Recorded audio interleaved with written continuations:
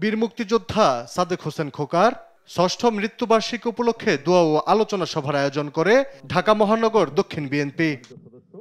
এ সময় খোকার ছেলে ঢাকা ৬ আসনের বিএনপির মনোনীত প্রার্থী ইঞ্জিনিয়ার ইশরাক হোসেন তার বাবার মৃত্যুর জন্য স্বৈরাচার শেখ হাসিনাকে দোষারোপ করেন। জানান সাদেক হোসেন খোকাকে কারাগারে বন্দী রেখে চিকিৎসার সুযোগ না দেওয়ার কথা।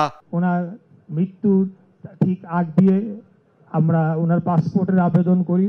উনি দেশে আসার ইচ্ছা প্রকাশ করেছিলেন, কিন্তু খুনি স্বৈরাচারী হাসিনা ওনাকে দেশে আসতে দেয় নাই, দেশে মৃত্যুবরণ করতে দেয় নাই। ওনার দীর্ঘদিনের রাজনৈতিক সহযোদ্ধা, পরিবার পরিজন, বন্ধু, পাড়া প্রতিবেশী কারোর সাথে শেষ দেখাটি করতে দেয় নাই। সভায় বিএনপি চেয়ারপারসনের উপদেষ্টা আব্দুস সালাম অন্তর্বর্তী সরকারের কর্মকাণ্ড নিয়ে প্রশ্ন তুলেছেন। গণভোট ইস্যুতে রাজনৈতিক দলগুলোকে সিদ্ধান্ত নেওয়ার আহ্বানের সমালোচনা করেন তিনি। অ্যান্টি স্লিপার টেকনোলজি ও সফট টেক্সচারটাই নরম ঘাসের স্পর্শ, সাপোর্ট গ্রাস ম্যাট, নান্দনিকতার ছোঁয়া।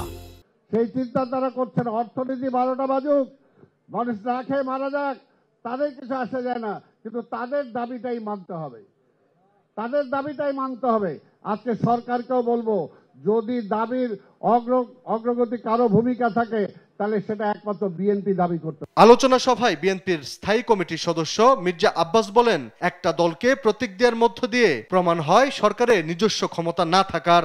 এই সরকার দুটি দলের উপরে, একটি তাদের নিজস্ব সৃষ্ট দল আর একটা পুরনো দল।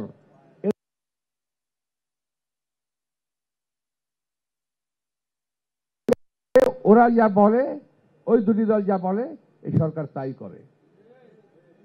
সর্বশেষ প্রমাণ হলো একটা প্রতীক নিয়ে, নির্বাচনী প্রতীক, আমি প্রমাণ করে দিলাম আপনাদের।